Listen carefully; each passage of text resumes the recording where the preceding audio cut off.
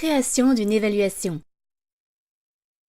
Commençons par créer une première évaluation en cliquant sur « Créer une évaluation ».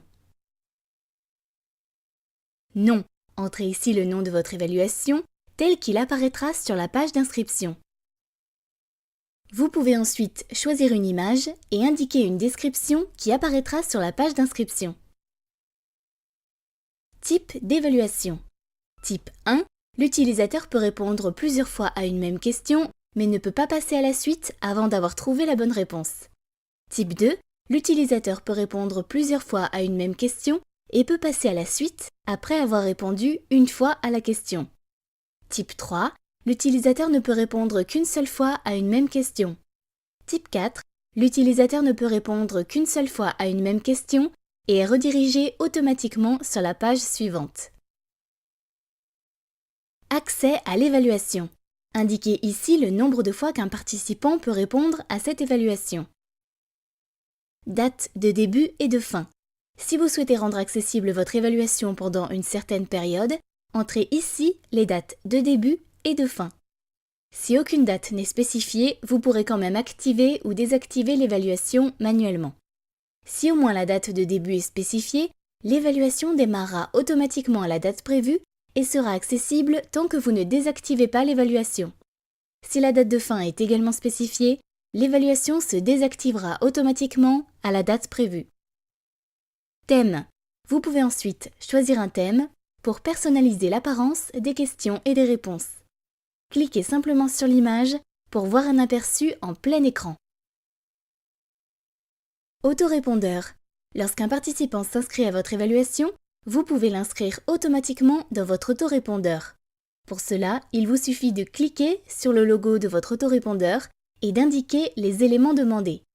Lorsque vous avez configuré votre autorépondeur, cliquez sur le bouton « Passer à l'étape suivante ».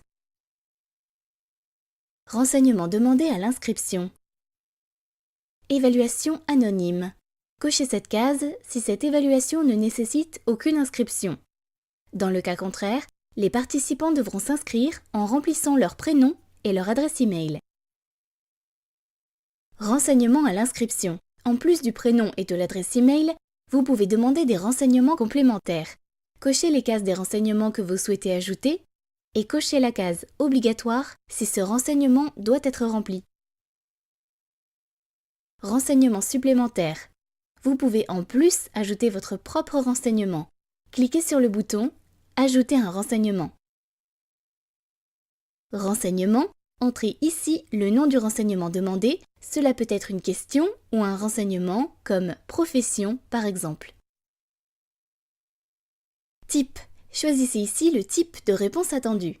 Réponse unique. Le participant a le choix entre plusieurs réponses mais ne peut en choisir qu'une.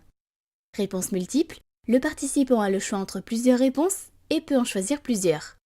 Champ libre. Texte court. Le participant peut entrer sa propre réponse dans un champ de texte limité, idéal pour les réponses courtes. Champ libre. Texte long. Le participant peut entrer sa propre réponse dans un champ de texte plus long, idéal pour les réponses plus longues. Champ libre. Nombre. Le participant peut entrer un nombre. Champ libre. Adresse Internet. Le participant peut entrer une adresse Internet. Liste déroulante. Réponse unique.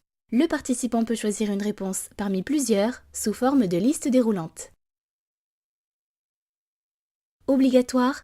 Cochez cette case si ce renseignement est obligatoire. Si vous avez choisi le type réponse multiple, vous pouvez définir un nombre minimum et maximum de réponses que les participants doivent sélectionner. 0, désactivé. Si vous voulez que vos participants indiquent au moins 2 réponses, entrez 2 réponses minimum et 0 réponse maximum. Si vous voulez que vos participants indiquent 3 réponses exactement, entrez 3 réponses minimum et 3 réponses maximum. Réponse. Pour les types réponse unique, réponse multiple et liste déroulante, vous pouvez indiquer dans les champs ci-dessous toutes les réponses possibles. Cliquez sur « Ajouter une réponse » pour ajouter des réponses supplémentaires. Renseignements demandés à la fin de l'évaluation. De la même façon que pour les renseignements demandés à l'inscription, vous pouvez demander des renseignements à la fin de l'évaluation. Notez que si vous avez coché la case « Cette évaluation ne nécessite pas d'inscription », vous pouvez demander le prénom et l'adresse email à vos participants à la fin de l'évaluation. Votre évaluation est maintenant configurée. Nous allons maintenant ajouter des questions, créer des calculs et des actions. On y va!